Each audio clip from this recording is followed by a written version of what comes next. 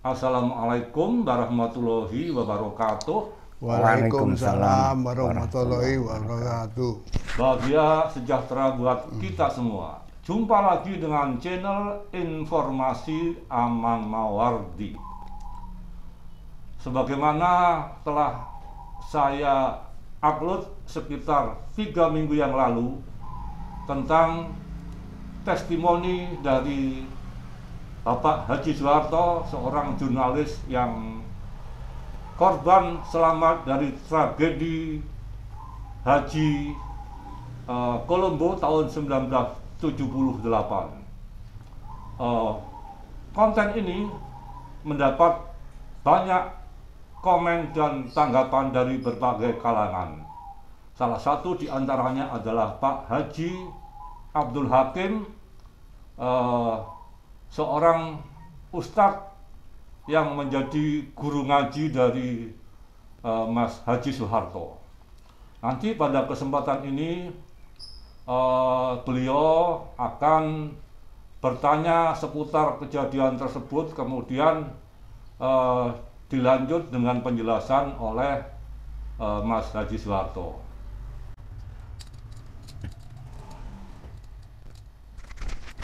Monggo Ustadz. Ya. Assalamualaikum warahmatullahi wabarakatuh. Waalaikumsalam warahmatullahi wabarakatuh. Alhamdulillah pagi hari ini kami bertiga, Bapak Amang Mawardi, dan di samping saya tentu adalah Bapak Haji Soeharto, seorang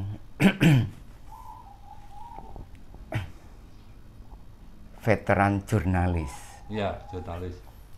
Veteran jurnalis yang pernah mengalami musibah dahsyat di tahun 1978.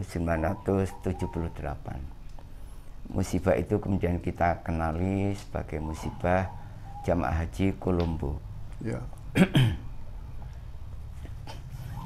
Nah, pagi hari ini kita ingin memberikan ulasan betapa musibah itu bukan kejadian yang kebetulan, bukan kejadian serta-merta, tapi itu sudah bagian dari sunnatullah, Ya. takdir yang tidak bisa dihindari. Yang lebih menakjubkan adalah betapa musibah itu kita ketahui telah menelan ratusan korban jamaah haji. Dan tentu di luar dugaan, justru Bapak Haji Soeharto adalah salah seorang yang diselamatkan Allah dari musibah dahsyat itu. Musibah yang sudah demikian lama, dan hari ini kita menjumpai betapa Bapak Haji Soeharto dalam keadaan sehat walafiat. Amin.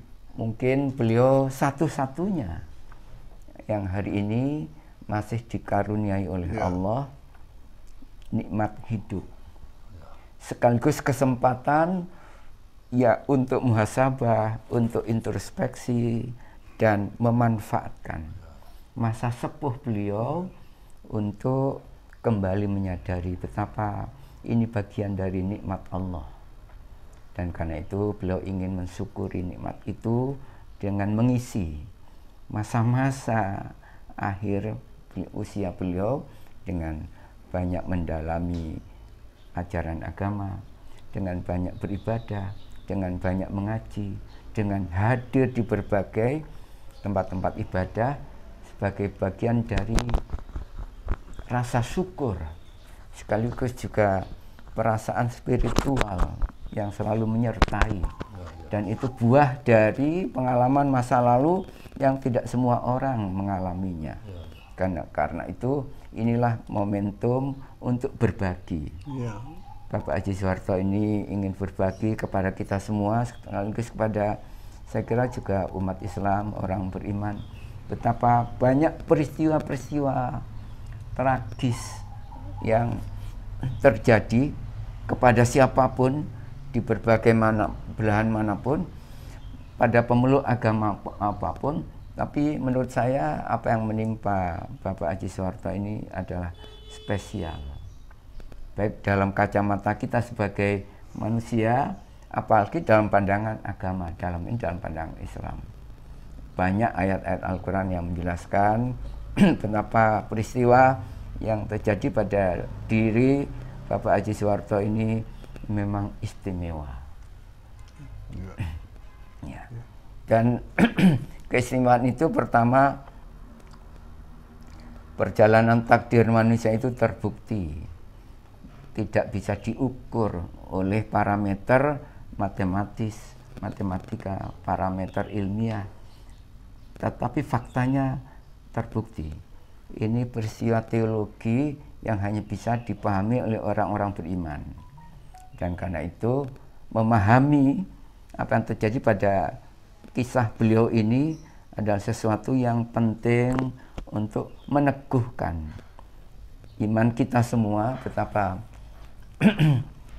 jika Allah sudah menghendaki kun fayakun, maka terjadilah terhadap siapapun. Termasuk pada berbagai macam musibah yang menimpa pribadi atau menimpa sekelompok orang. Dan yang lebih penting untuk kita apresiasi adalah betapa pengalaman ini justru bukan hanya demikian berharga bagi Bapak Haji Soeharto, tapi bagi kita semua. Karena kita bisa mengambil pelajaran betapa apa yang terjadi pada diri beliau itu satu saat bisa menimpa kita. Kematian itu dalam pandangan Al-Quran sudah ditegaskan.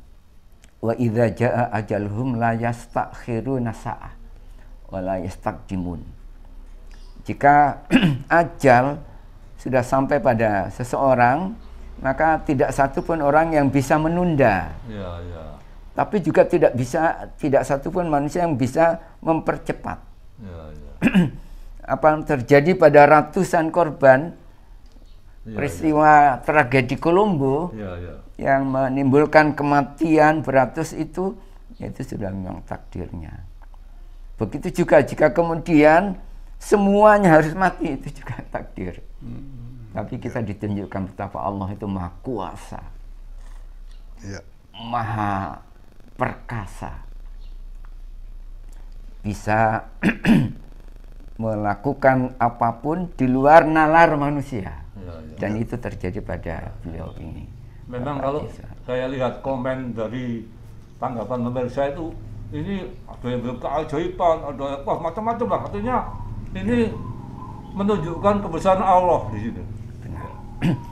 Tapi begini Ustaz, yang banyak termasuk saya dan keluarga saya terutama, kalau ini memang kejadiannya Tuhan, bagaimana Tuhan itu bisa perjalanan hidup saya itu, karena saya itu beribadah haji ini sama sekali belum mengenal hukum-hukum Islam, termasuk sholat pun saya belum. Kenapa kok Allah menetapkan saya sebagai menerima panggilannya? Itulah sunnatullah yang bisa terjadi pada setiap orang. Orang bisa beriman, orang juga bisa kafir. Itu sesungguhnya juga tidak lepas dari sunnatullah, kehendak Allah. Tetapi memang ada kausalitas, sebab-sebab. Mengapa orang beriman di awal masa mudanya tapi bisa kafir di masa tuanya? Atau sebaliknya, kafir misalnya tidak mengenal agama di masa muda, tapi Allah menganugerahkan hidayah di masa tuanya. Ada yang justru kualitas keagamaannya sejak lahir sampai mati juga beriman. Tapi ada yang sejak lahir sampai mati juga ternyata kafir. Itu dalam bahasa agama sirrullah, rahasia Allah. Apa, Ustaz? Sirrullah. Oh iya. Rahasia Allah. Rahasia Allah. supaya kita bisa mengambil pelajaran agar kita tidak melihat kebenaran itu menurut kacamata manusia. Ya, ya. Coba kebenaran hakiki itu adalah sepenuhnya Di tangan Allah. Di tangan Allah. Dan hak prerogatif Allah Ya, ya. untuk menurunkannya kepada siapapun. Ya, ya, ya. Bisa jadi orang tuanya kiai, tapi anaknya ternyata preman. Bisa jadi orang tuanya preman, tapi anak-anaknya ternyata generasi yang soleh, soleha, begitu seterusnya. Dan apa hikmah terbesar dari itu? Supaya kita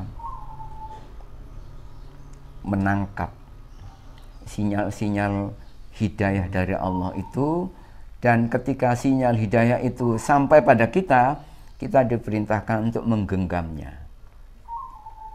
mensyukurinya, merawatnya, tidak membiarkan kemudian rusak akibat keteledoran kita, ketelenaan kita, akibat sikap kita yang gegabah misalnya.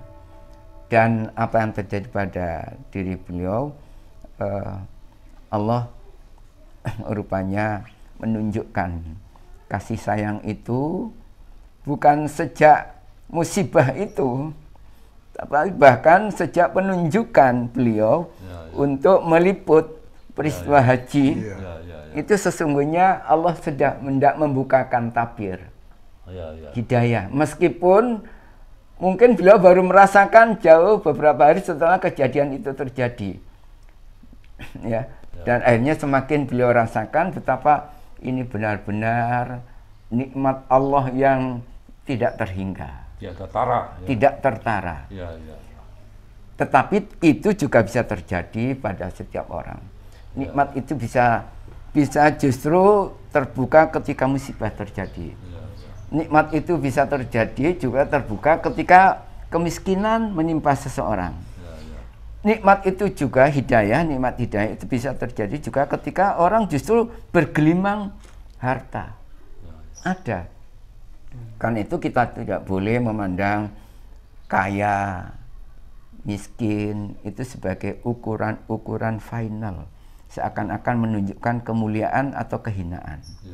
Karena jika dihubungkan dengan hidayah, maka sepenuhnya adalah hak prerogatif Allah menurunkan hidayah itu pada seseorang atau mencabutnya. Dan karena itu ketika hidayah itu sudah berada dalam genggaman kita, kitalah yang harus merawatnya. Dan dalam pandangan Islam, ketika kita menyadari bahwa ternyata Allah menganugerahkan keimanan kepada kita, setidaknya ada 5 yang harus dia lakukan. Yang pertama, dia bersyukur. Bersyukur kepada Allah. Pertama harus bersyukur. Betapa ini semua adalah nikmat dari Allah. Bukan karena pertolongan medis, bukan. Pertolongan medis itu hanya sekedar perantara. Tapi semuanya hakikatnya adalah dari Allah. Karena itu yang pertama harus bersyukur. Yang kedua, karena bersyukur maka konsekuensinya maka dia harus belajar. Harus belajar. Belajar ya. Harus belajar. Bersyukur, belajar. Belajar ini justru resiko, konsekuensi syukur. Bukti bahwa kita ini mensyukuri nikmat, maka kita harus belajar. Agar nikmat-nikmat yang dianugerahkan kepada kita ini tidak lepas. Tetapi menjadi bagian untuk meningkatkan kualitas keimanan. Pengertian belajar itu apa, Ustadz? Belajar ini belajar agama. Belajar agama. Karena Pak Harto ini Muslim, tentu pada akhirnya harus kembali kepada sumber-sumber Islam, Al-Quran dan Al-Hadis.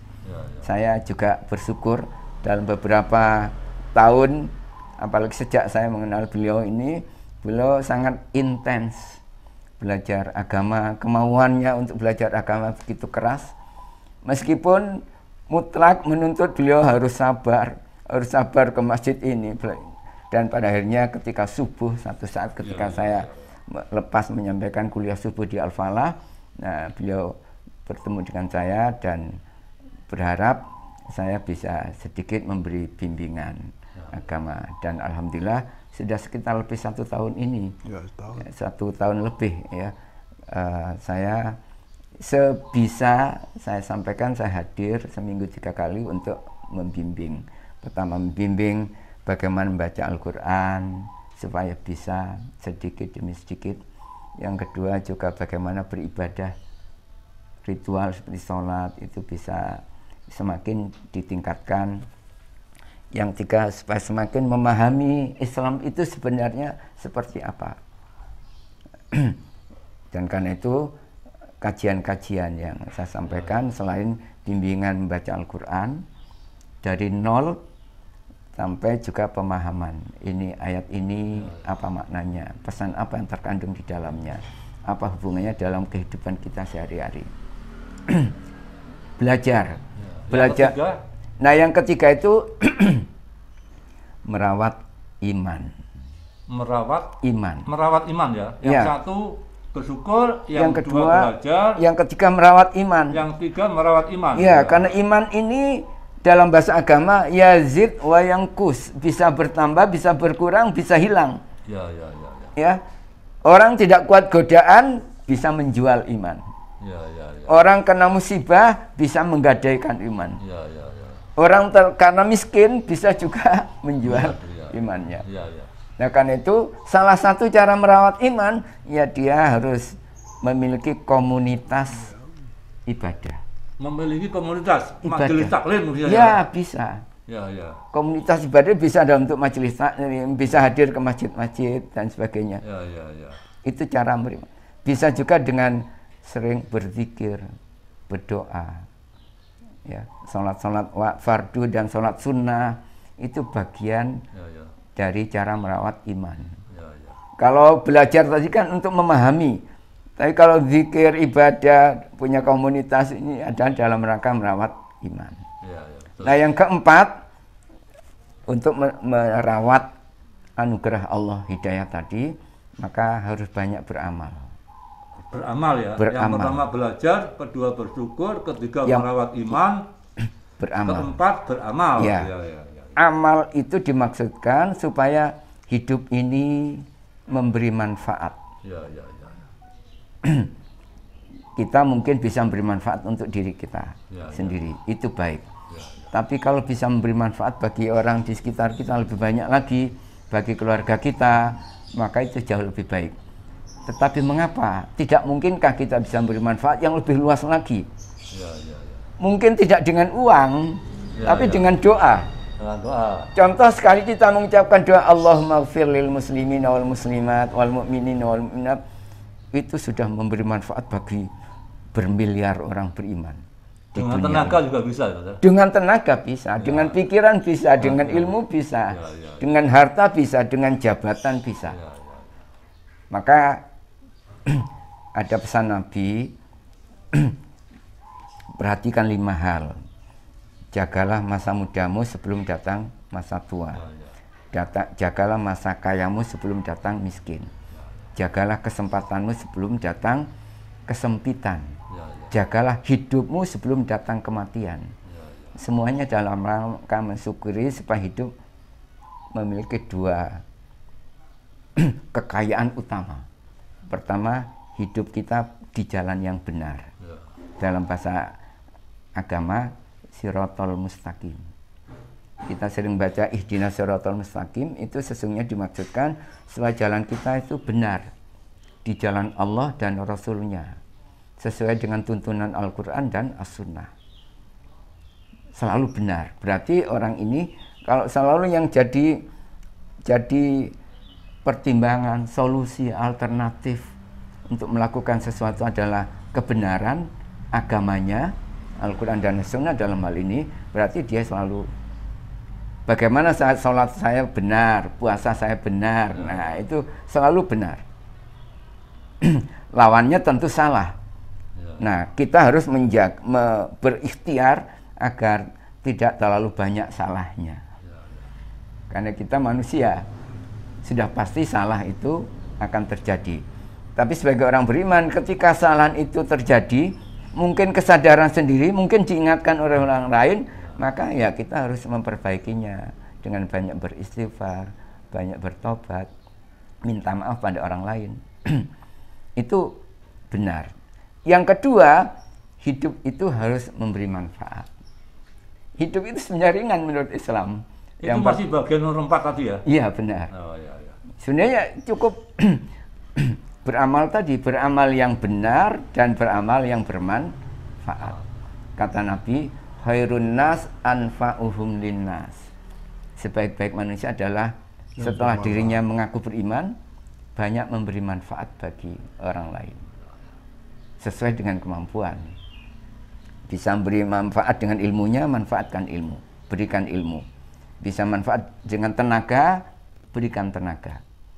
Tapi jika ternyata manfaat itu hanya doa, berikan doa. Jika ternyata doa juga tidak mampu, maka diamlah. Jika diam itu memberi manfaat. Kita mengenal diam itu bisa emas. Kalau ada fitnah berkembang, hoak berkembang, dan kita membiarkan, nggak ikut-ikut menyebarkan, nah itu yang masuk diamnya emas. Kita tidak kena dosa akibat fitnah yang berkembang. Karena kita cenderung daripada merespon salah, lebih baik kita diam. Yang 5? Nah, yang kelima, menyampaikan. Menyampaikan apa, Ustaz? Ya, informasi kebaikan, berita-berita, pengalaman-pengalaman, ya. Beliau kan jurnalis ini. Benar. Apalagi iya, Bapak Haji Soeharto ini kan lu bikin channel YouTube, Mas Harto. Iya. Ya. Nah, karena itu channel YouTube kayak saya ini loh. Benar. Pasti pengalaman beliau ini akan banyak memberi. Iya. Dan beliau ini bekerja di surat kabar, tidak main-main, surat kabar besar loh ini. Benar. Ya, pengalamannya tentu lebih banyak daripada saya. Iya, Surabaya Post itu dulu kan lebih besar dari kurang besar. Gedungnya aja di Panglima Jerman megah gitu kan ya. Iya. Dulu Surabaya ini kan terbesar Surabaya Post. Iya. Sebelum ada koran-koran lain. Ya. Jadi terima kasih Ustaz itu. Jadi memang itu pengalaman besar. Tapi ada sesuatu yang sampai sekarang saya belum ada jawab. Jadi ditanya gini, dalam perjalanan saya pulang dari Jeddah ke Luwu sampai ke Jordan itu, dalam pesawat itu sebetulnya pesawat itu kan berangkat tengah hari, tapi karena musim haji selalu ditunda-tunda sampai berangkat sore hari. Nah,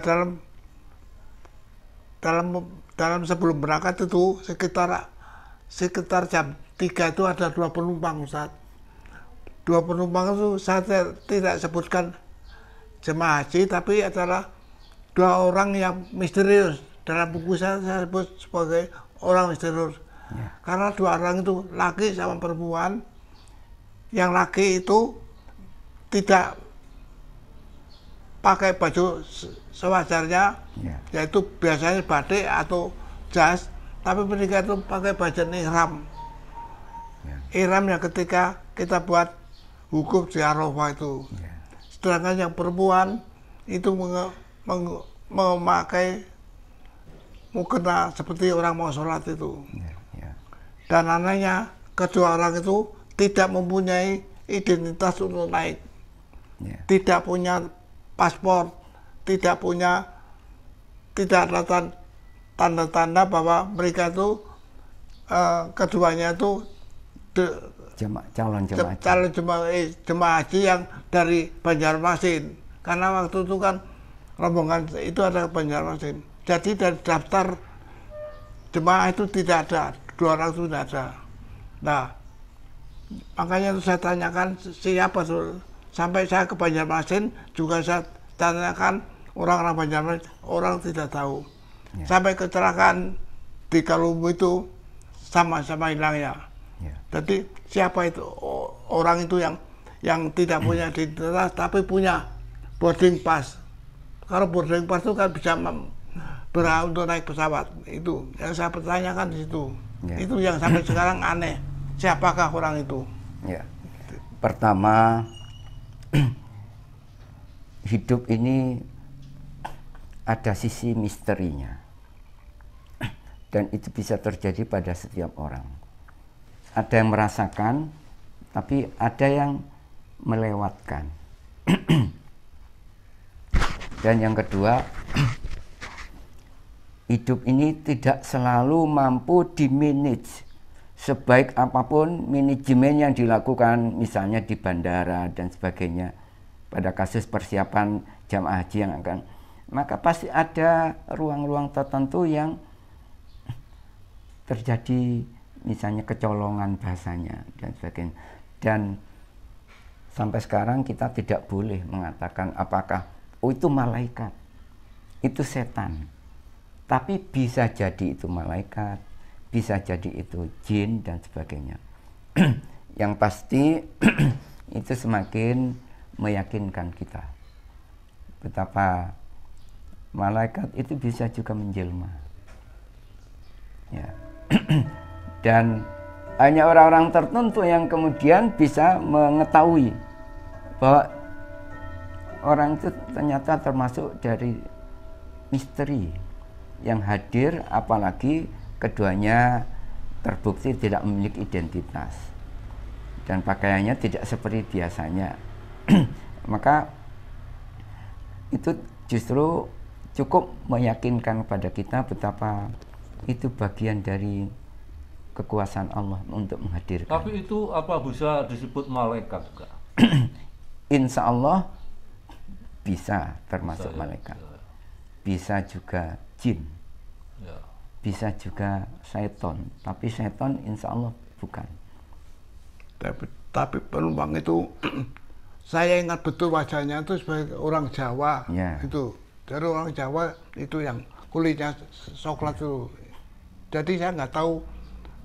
Tapi bukan orang Banjarmasin, ya. Bukan. Tapi orang Jawa, kelihatan wajahnya, keduanya itu orang Jawa. Misteri-misteri kehidupan itu akan terjadi pada diri seseorang. Ada yang semakin meneguhkan, menguatkan iman, tetapi ada yang semakin melemahkan, bahkan bisa menghilangkan keimanan. Misteri Isra Mi'raj itu membelah dua kelompok minimal. Ada orang yang mempercayai apa yang terjadi atas diri Nabi Muhammad SAW, tapi ada orang yang justru menganggap itu lelucon, kisah-kisah yang diada-adakan oleh Rasulullah. Hanya Abu Bakar yang begitu mendengar cerita tentang Isra Mi'raj Nabi, maka Abu Bakar As-Siddiq langsung menyatakan, jika seandainya Rasulullah Nabi Muhammad menyampaikan sesuatu yang lebih dahsyat dari itu, maka aku yakin, percaya. Itu Abu Bakar. Tapi Abu Jahal dan kawan-kawannya justru semakin menertawakan.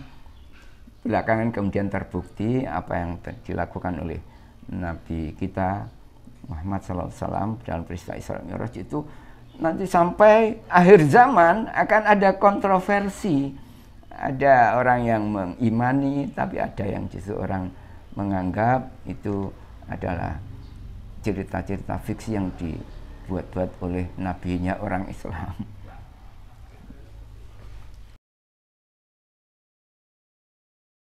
Teman-teman pemirsa, perbincangan konten saya kali ini dengan menyajikan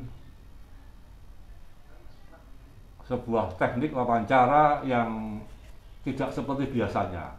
Kali ini yang banyak memberikan penjelasan adalah Ustadz Haji Abdul Hakim selaku guru ngaji, guru agama dari Mas Haji Soeharto, seorang jurnalis senior, korban selamat dari tragedi pesawat haji Kolombo pada tahun 1978. Semoga bermanfaat buat kita semua. Jangan lupa subscribe, like, komen, dan bagikan. Wassalamualaikum warahmatullahi wabarakatuh. Waalaikumsalam warahmatullahi wabarakatuh.